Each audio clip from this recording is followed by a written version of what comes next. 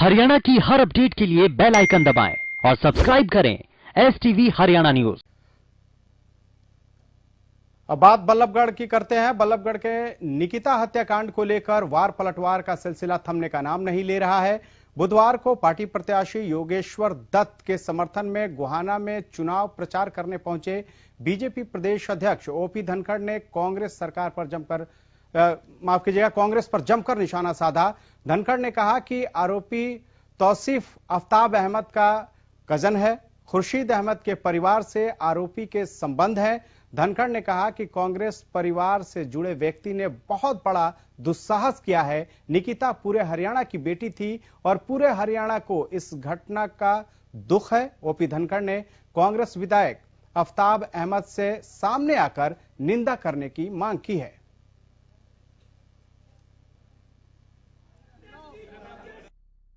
एक बेटी पेपर देने के लिए गई थी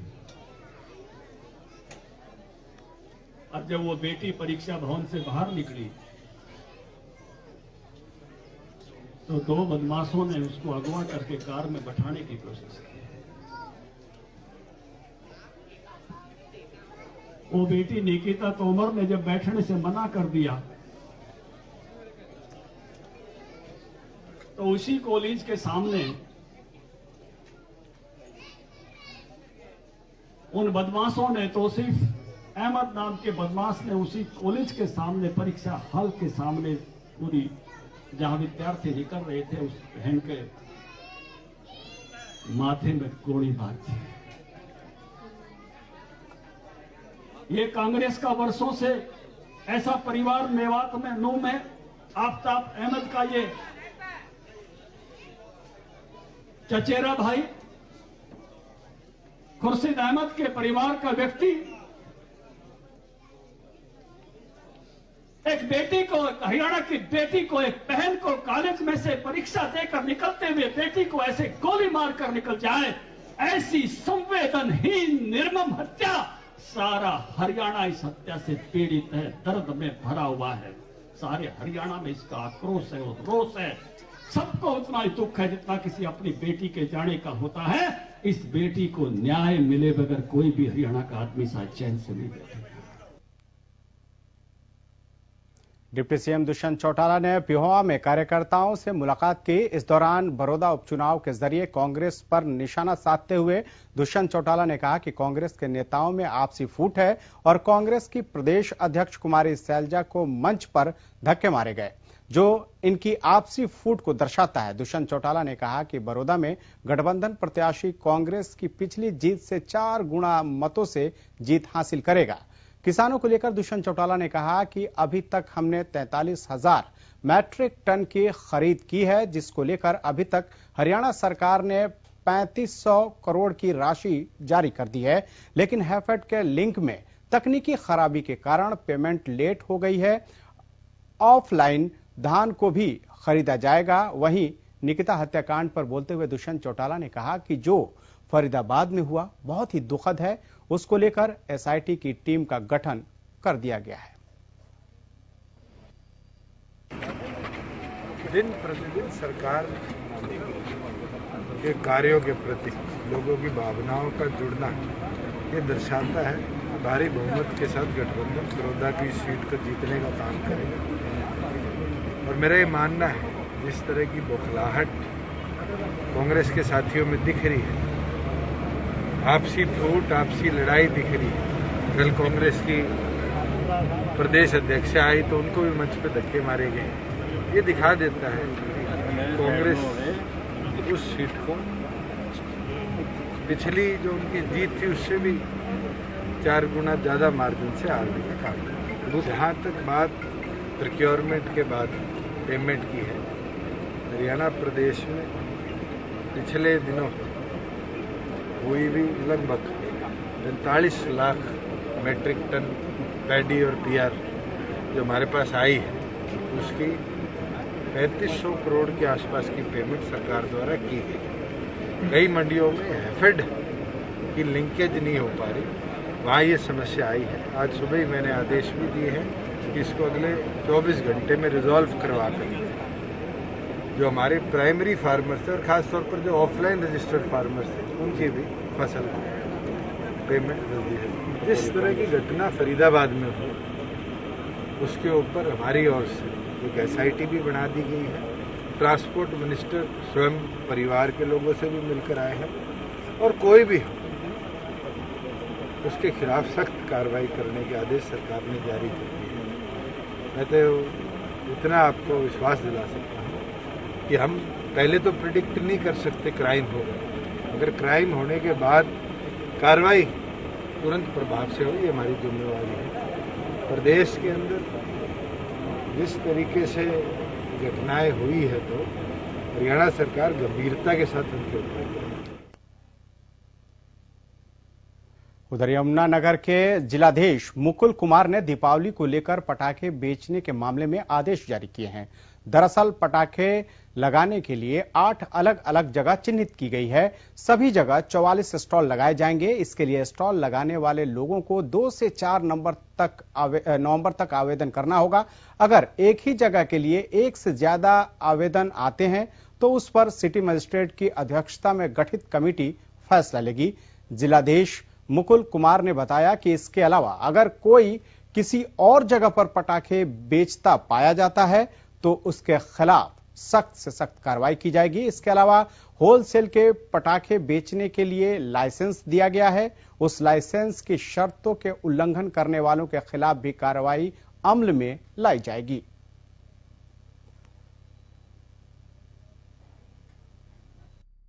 अभी हमने ऑर्डर निकाला है जिसमें डेज फिक्स कर दिए गए हैं जिसके दौरान पटाखों को बेचने की स्टॉल्स लगेंगे और उसके लिए हमने स्थान भी नियत कर दिए हैं। तो हमारे ऑलमोस्ट 8 जगहों पे कुल मिला के 44 स्टॉल्स ही दी जाएंगी पिछले वर्ष की भांति। और जो कोई इच्छुक अगर अप्लाई करना चाहता है तो वो 2 तारीख से 4 तारीख को 5 बजे तक PLA ऑफिस जो हमारा ब्रांच है तो रूम नंबर 108 उसके अंदर अप्लाई कर सकता है। उसके बाद अगर आवेदन ज़्यादा आ जाते हैं दुकानों की संख्याओं से किसी पर्टिकुलर जगह के लिए तो उसके लिए कमेटी का भी गठन किया गया है headed by city magistrate Yamunanagar और उसके अन्य मेंबर हैं डिस्ट्रिक्ट रेवेन्यू ऑफिसर और फायर ऑफिसर। उधर भारतीय मजदूर संघ के बैनर तले बुधवार को कई विभागों के कर्मचारियों ने केंद्र सरकार द्वारा लाए गए नए श्रम कानूनों के विरोध और 18 सूत्री मांगों को लेकर लघु सचिवालय में प्रदर्शन किया। कर्मचारियों ने सरकार के खिलाफ जमकर नारेबाजी की। प्रदर्शनकारियों ने प्रधानमंत्री को संबोधित ज्ञापन उपायुक्त को सौंपा। कर्मचारियों ने कहा कि मांगे पूरी नहीं होने पर कल होने वाले केंद्रीय समिति की बैठक में आगामी आंदोलन की रणनीति तैयार की जाएगी। आज पूरे देश भर के तमाम प्रदेशों के अंदर जिला स्तर पर धरने आयोजित किए जा रहे हैं।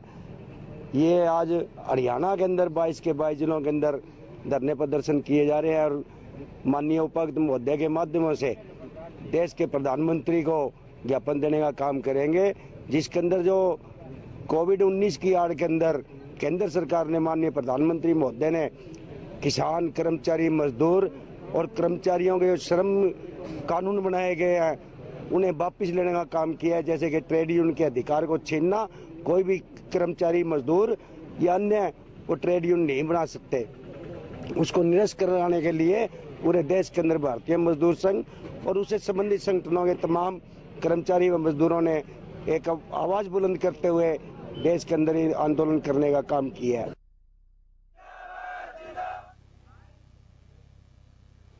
उधर अंबाला में नगरपालिका कर्मचारी संघ के कर्मचारी अपनी मांगों को लेकर 24 घंटे की भूख हड़ताल पर हैं। कर्मचारियों की मांग है कि उन्हें समान काम समान वेतन दिया जाए, 2 साल के अनुभव के आधार पर कर्मचारियों को पक्का किया जाए, 4000 जोखिम भत्ता भी दिया जाए।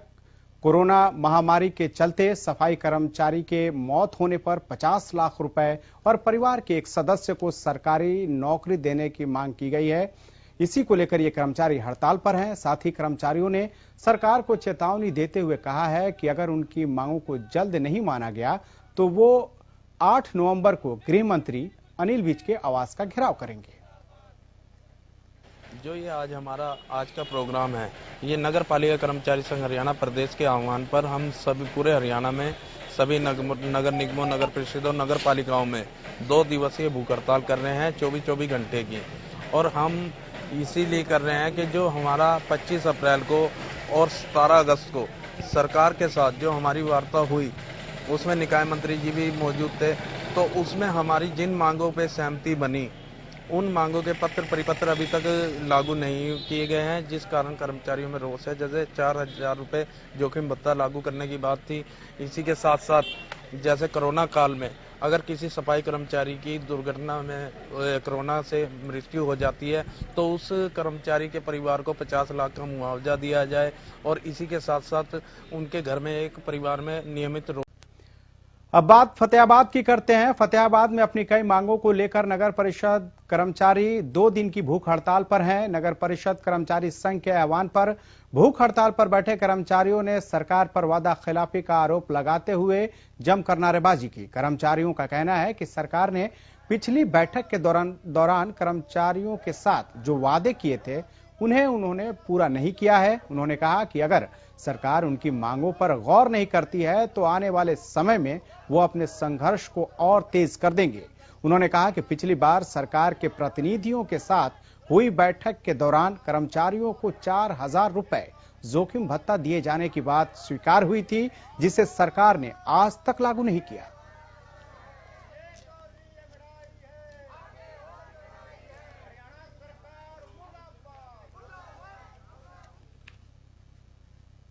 उधर नारनौल में ओवरलोड माफिया जमकर चांदी काट रहे हैं। प्रशासन और पुलिस से मिली भगत कर माफिया धड़ल्ले से ओवरलोड गाड़ियों को सड़कों पर दौड़ा रहे हैं। यही नहीं, सेटिंग करके इन गाड़ियों को पुलिस के सामने से निकाल लेते हैं और सरकार के राजस्व को चूना लगा रहे हैं। हरियाणा न्यूज नारनौल में ओवरलोड माफिया के खेल को उजागर करता रहा है। आज भी हम एक ऐसा खुलासा करने जा रहे हैं जिसे देखकर आप चौंक जाएंगे। ये रिपोर्ट देखिए।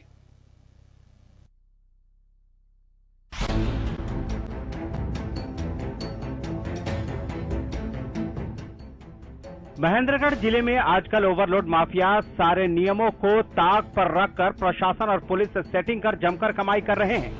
ये माफिया आरटीओ विभाग से सेटिंग कर ओवरलोड गाड़ियों को धड़ल्ले से प्रशासन और पुलिस के सामने से निकाल लेते हैं और प्रशासन इसे जाने भी देता है।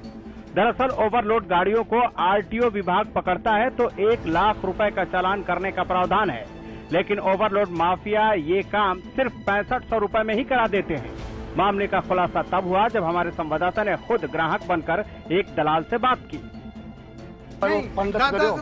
काम करो मैं थ्रू करो है तो भाई वो भी किलोमीटर है ना। मैं तो बीच में कौन आयो साहब, मैं कौन खाऊं? क्यों 7000 रुपए लूंगा एक भी गाड़ी लाख रुपए की नीचे चलान कौन है? टैक्स में क्या बताऊं 6500 रुपए आगे जा रहा थी, साफ सुथरा ठीक से। इतना ही नहीं, दूसरे वीडियो में हमारे संवाददाता ने ट्रांसपोर्टर से भी बात की तो ट्रांसपोर्टर ने बताया कि उनकी गाड़ियां एक दलाल के थ्रू निकलती हैं। ट्रांसपोर्टर ने बताया कि प्रति गाड़ी 3000 ट्रैफिक पुलिस भी लेती है, जिसके बाद गाड़ियों को पास कराती है। 7000 रुपया और ट्रैफिक का 3000 रुपये नहीं और दिएगा 5 को नहीं 5 को 7 से तो पुलिस का नहीं सुना था लेट हो रहा है। 10 है पुलिस का तो कम ले रहे हैं, उसको नंबर दे देंगे फोन कर देंगे। वहीं आज माइनिंग विभाग का एक और घोटाला सामने आया, जिसकी जानकारी लेने हमारे संवाददाता माइनिंग विभाग के कार्यालय पहुंचे और माइनिंग विभाग के अधिकारी अनिल कुमार से इस घोटाले के बारे में बातचीत करनी चाहिए, लेकिन वो कैमरा देखकर भागते नजर आए। हमारे संवाददाता ने गाड़ी नंबर बताकर ये पूछने की कोशिश की कि जब कोई गाड़ी दोबारा पकड़ी जाती है तो उसका चालान कीमत से आधे रेट पर किया जाता है, लेकिन जिस गाड़ी के बारे में हमारे संवाददाता माइनिंग अधिकारी से पूछ रहे हैं उस गाड़ी को कीमत के आधे चालान के बजाय माइनिंग विभाग के अधिकारियों के द्वारा 2 लाख में छोड़ दिया गया। वहीं जब माइनिंग विभाग के क्लर्क चंद्रशेखर से चालान को लेकर बात करने की कोशिश की गई तो वो भी कैमरे पर बोलने से बचते नजर आए। एक तरफ प्रदेश सरकार लगातार भ्रष्टाचार पर नकेल कसने के दावे कर रही है तो दूसरी तरफ प्रशासन के लोग माफिया से सेटिंग कर न सिर्फ अवैध कमाई कर रहे हैं बल्कि सरकारी राजस्व को भी चूना लगा रहे हैं। हरियाणा न्यूज के लिए नारनौल से मनोज गोस्वामी की रिपोर्ट। आपका जिला आपकी खबर में बस इतना ही। नमस्कार।